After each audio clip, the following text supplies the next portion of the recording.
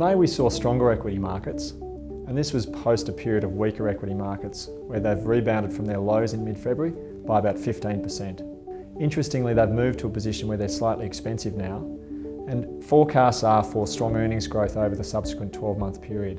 But we will need to see that strong earnings growth to justify the current valuations. Fixed income markets also had a positive May, and that was largely driven from the fact that the RBA cut interest rates at the start of the month. Yeah, the early May RBA interest rate cut was really driven from weaker inflationary outcome or result. That was interesting because subsequent to the cut, what we have seen is stronger GDP numbers for the first quarter of this year, and also somewhat of a rebound in housing markets. So again, it's positioning the RBA to really think about whether they should cut rates further in the near term. The US Fed continues to be a really strong focus for the market.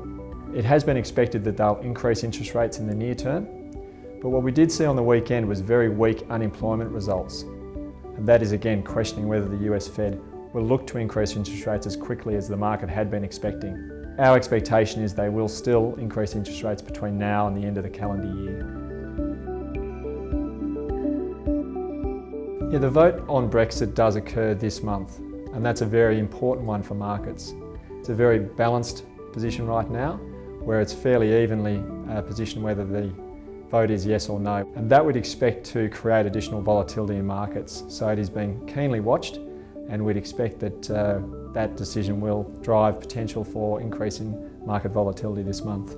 We're positioning portfolios to be a little bit more defensive, again to try to cushion the downside should this eventuate, and also just the potential that markets become more volatile, even if that is not the case.